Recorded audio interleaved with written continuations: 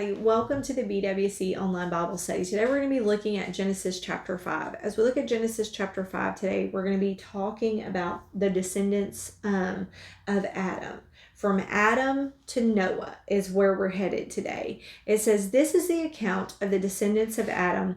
When God created human beings, he made them like himself. He created them male and female, and he blessed them, and he called them human. So again, he's telling us that we're made in the image of God. Made with the ability to have authority over the earth, made with the ability to choose, made with the ability to bless, just the same as God, and in the image of God. You know, we're not God, but we're made in the image of God. And then it goes on to tell us when Adam was 130, he became the father of one who was just like him, in his very image. He made a son. He named his son Seth. After the birth of Seth, Adam lived another 800 years. And he had other sons and daughters. Adam lived 930 years, and then he died. So I wanted to read from you a little bit from the study notes here. It says, the book of the generations of Adam. This chapter gives a list of Adam's descendants up to the time of the flood, which destroyed the earth during Noah's time. These names reflect those who stood for God in increasingly corrupt times. Hebrews 11 mentions two of these individuals, Abel and Enoch, who pleased God by their faith. Each one refused to go his own way and defy God like Cain did. By the time of the flood, nearly everyone on the earth was wicked. Only 8 individuals were saved from this overwhelming disaster. There will always be some at times, only a few who will worship God and remain faithful to him and obey his word and patiently trust in his promises. They will be a minority, yet God recognizes their names as he did in the people in this chapter. Today if we feel we are standing alone in our faith and obedience to God, we must remember that we are never truly alone. There are still thousands throughout the earth who remain faithful to God and to his cause. So we see here that the ones that are listed in this chapter were the ones that remained faithful to God.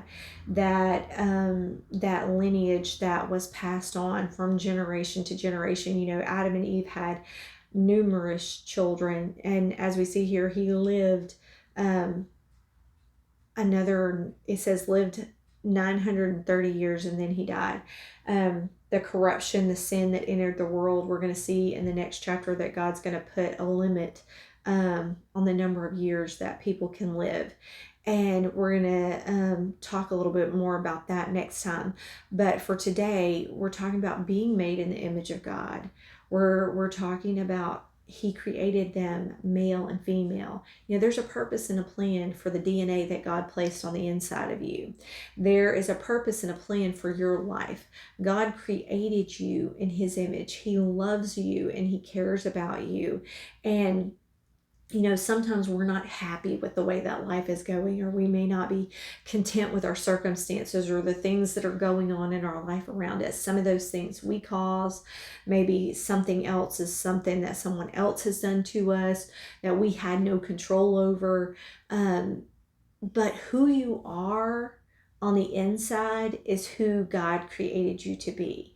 Now, that doesn't include sinful thoughts and sinful deeds and things we've done. You know, I did things when I was younger, before I was really following after God, when I had this like knowing that God was real, but I was not in relationship with him. I was not following him. I was just making decisions that made me feel happy, just kind of like Adam and Eve at the tree in the middle of the garden, when they're looking at this tree and Satan is just tempting them. You know, they knew it was wrong, but they liked what Satan was saying to them. And so it sounded like something that they really wanted. And so instead of consulting God about it, they were making excuses in their heart for themselves. And then all of a sudden they just did it. Like they just did the wrong thing. And I don't know if you've ever found yourself in that sort of position where, the enemy is trying to tempt you, and you really just kind of want to fall for it because it sounds so good and you really just want it. And I have found myself in that position, like I said, when I was younger, before I was really following after God. And I could have let that be my story, except that I had these encounters with the one true God, and God stopped me in my tracks and touched my heart and changed my life. And then all of a sudden, I began to learn that although the decisions that I thought that I wanted, the things that I thought that I wanted, I could just see the disaster that they brought. I began to want something more. And I began to want God. I began to want Him in the middle of my decisions. And even if that meant that the decision would be harder to make and the whatever it was might be more difficult to do, if you're giving up an addiction to something, or walking away from a temptation to something, that is not always easy to do.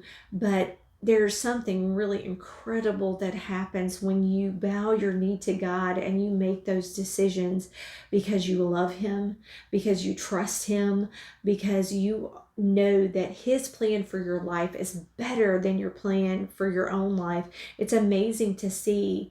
Like I said, it may not always be easy, but it's amazing to see what He can do in the middle of that, and in the end of that. Like when I look back now, the decisions that I made to follow after God, how they blessed the life of my children, how they blessed the life of my family, and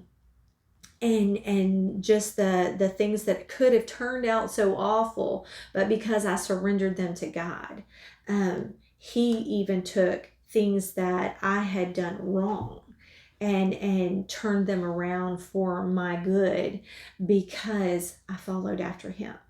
And even still now in temptation, it can be really difficult to resist and to do the right thing.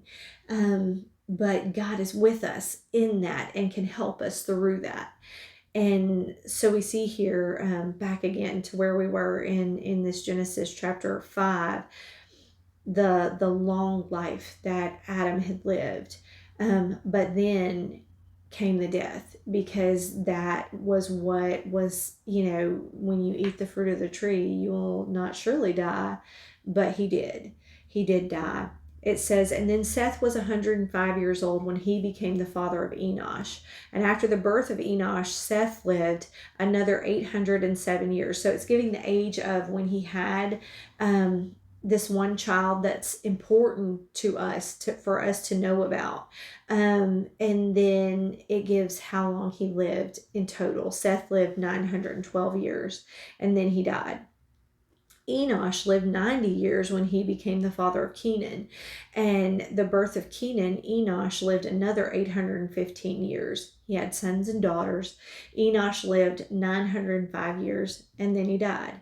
And so this just continues to go on. Kenan to Mahalalel, and then Mahalalel to Jared, and then Jared to Enoch. And so we're going to talk a little bit about Enoch. Enoch was 65 years old, and he became the father of Methuselah. After Methuselah, Enoch lived in close fellowship with God for another 300 years. He had sons and daughters, and Enoch lived 365 years, walking in close fellowship with God. And then one day he disappeared because God took him. In the middle of the corruption and the evil that was going on in the world, Enoch was able to walk in close fellowship with God. I'm going to read to you from Hebrews chapter 11. It says, by faith Enoch was taken away, so he did not see death, and was not found because God had taken him. For before he was taken, he had this testimony that he pleased God. But without faith it is impossible to please him. For he who comes to God must believe that he is, and that he is a rewarder of those who diligently seek him. What a close relationship with God looks like is to walk in close fellowship with God, to have him enter in to your decisions, to turn your heart toward him. You know, it's just a desire of my heart to want to walk in close fellowship with God, and to be so close to God, just like Enoch was able to do. And in the middle of all the corruption and the evil that was going on in the world, sin running rampant, and just it goes on to talk about that in the next chapter when we start to learn about Noah, about just the evil that was kind of culminating at this point. And so it is that we here, I want to read the notes here. It says Enoch lived in godliness far more than anyone else. Notice that the Bible says about him, he walked with God. That means he lived by faith, and he trusted in his promises, and he made every effort to live a holy life. Because of this faith walk, he enjoyed a deep, ongoing relationship with God. Enoch's lifestyle was a standard and a challenge to the ungodly. Judges 14-15 tells us that Enoch actually spoke out against ungodliness and immorality. He kept warning people about God's ultimate judgment on them for their ungodly conversation and behavior. If I could get the page to turn. Enoch pleased God so much that he gave him a most unusual honor. He took him directly into his presence without going through the natural experience of death. We should consider Enoch's life as an example of how we should live when we are surrounded by ungodliness. Believers should live in such a way that it becomes clear to those around them that we have a deep relationship with God and that we live to please him. God's love in us should make us speak out with boldness and compassion against sin and warn the ungodly that they can escape God's judgment against sinfulness. Most of all, we should be looking to Christ's return to take us to be with him forever. And so it is that there is a way for us to, even then, this was before Jesus had come, before Jesus had died on the cross to take away their sins, that Enoch was able to walk in such close fellowship with God that he could be pleasing to God. And so we should be sharing in that. We should be walking in close fellowship with God, and the blessing that you're going to see in return for that will be well worth whatever temptation it is that the enemy is trying to offer up to you, and whatever it is that he's trying to lure you in with, the promises that are, of course, are all lies, and to walk in this close and personal fellowship with God. And then it goes on to say that from Methuselah came Lamech, and then from Lamech came Noah. And Lamech lived 595 years, and then he had other sons and daughters. Lamech lived 770 years, and then he died. 777 years, and then he died.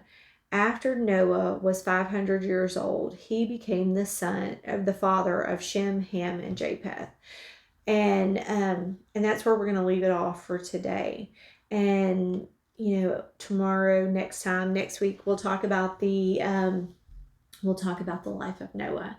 But so, in reflection, all the genealogy, all the notes that we talked about today, what we want to take away from this is that God made you on purpose for a purpose. He can help you resist temptation that is around you. He can even take decisions that you've made and turn them around for his glory, because you're created in his image.